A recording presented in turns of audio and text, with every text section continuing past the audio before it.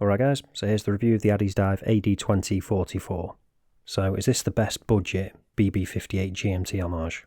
Hopefully by the end of this video you'll know the answer to that question, but before we get down into the details of the watch, I'll quickly pop it to one side for a second and then we'll get the packaging out of the way, show you that in passing, just in case you haven't seen it before. It's the usual hard cases that a lot of brands used to use. And here's the actual watch.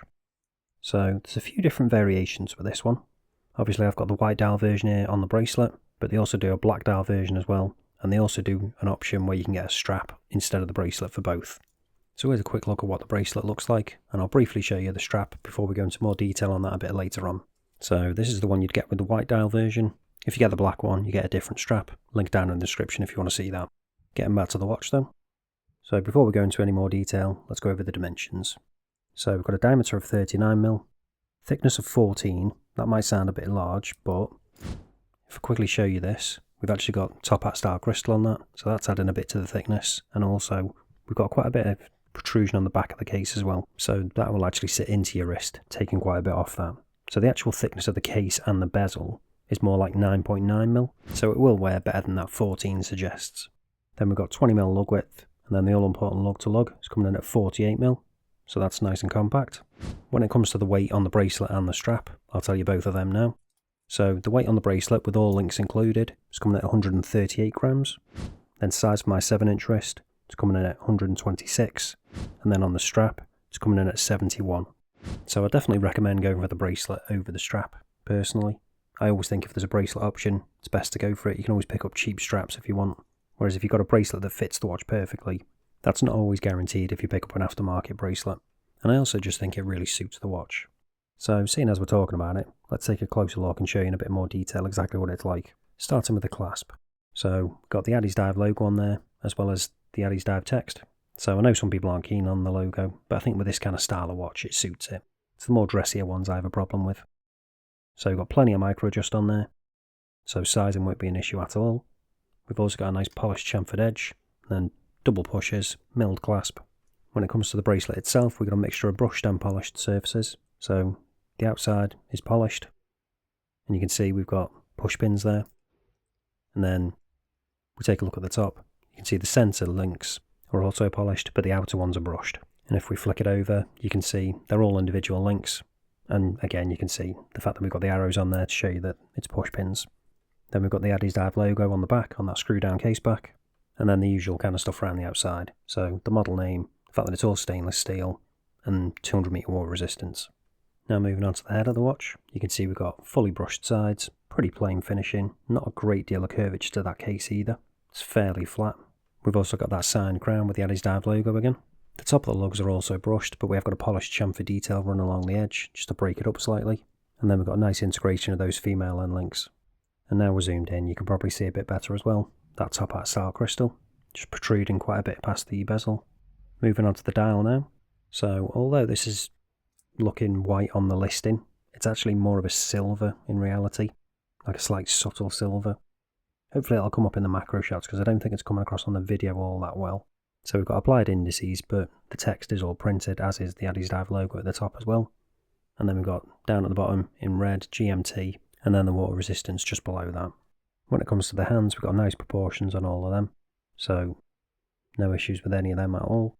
Although I do have one slight issue which might come across during certain angles on this video.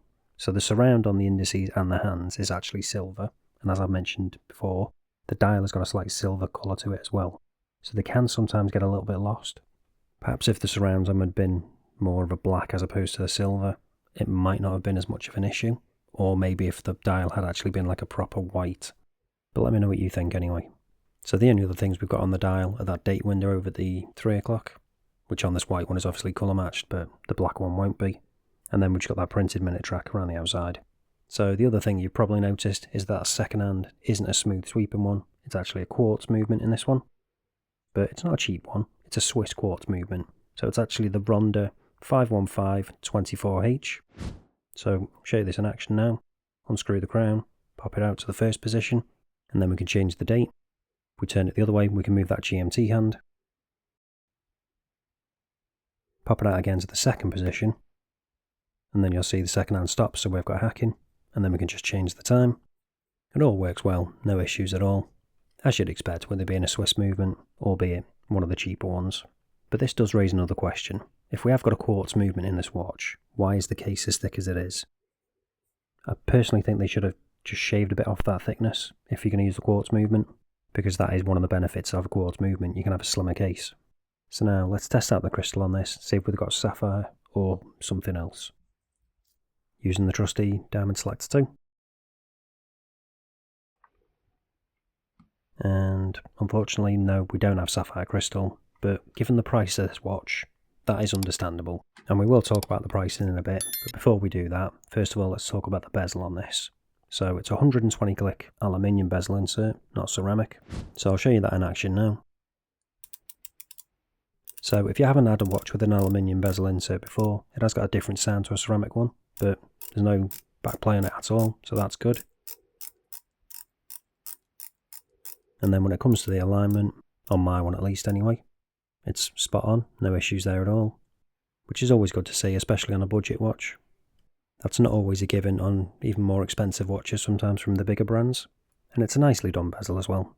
The printing's all fine, no bleeding or anything of the colours. Nice clean defined lines between the blue and the red. So again, given this is a budget watch, that is nice to see. So now you're probably wondering, what's the lume like? Have they skimped on that? Or is it going to be up to Addiesdive's usual standards? Because they're normally pretty good. So, got a little bit there already, but let's charge it up, give it a proper chance.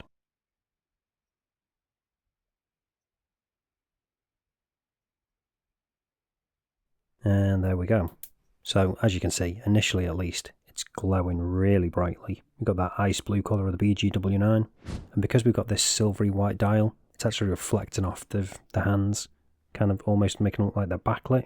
It's not quite as extreme as it's appearing on camera. Hopefully the camera will adjust in a second or two and show you more what it's like in reality.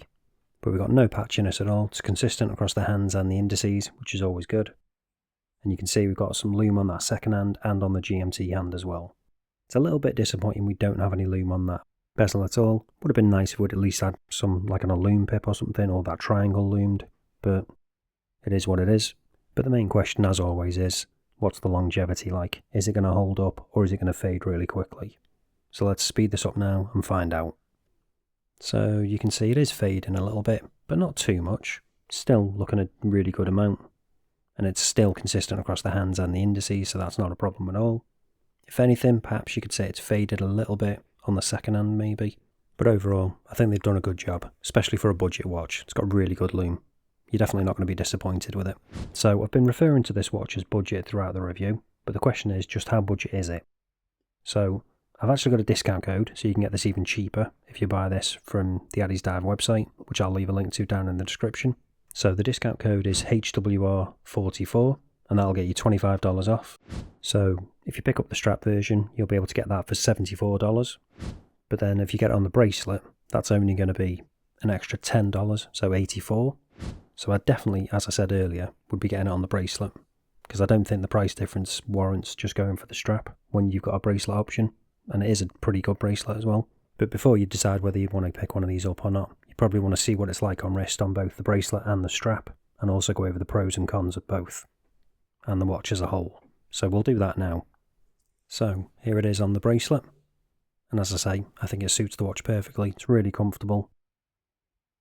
And sizing isn't an issue at all. With that plenty of micro adjust too, you're able to get the perfect fit. And overall, I just think it wears really nicely.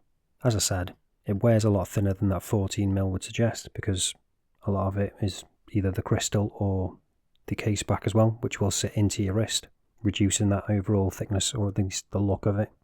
That being said though, they could have shaved a bit more off that case, with it being a quartz movement. It doesn't really need to be that thick. I think the only reason they've done it is because the watch that's Homage is that kind of thickness.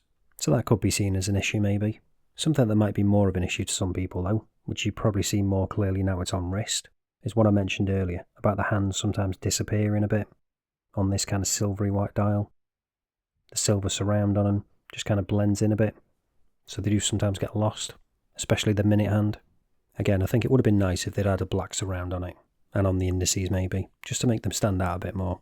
Obviously, if that is an issue for you though, you can go with the black dial version and that won't be an issue at all. You'll have a great deal of contrast between them. Don't get me wrong, it's not a massive issue with this white one. It's only something you see in like certain angles and certain lighting conditions.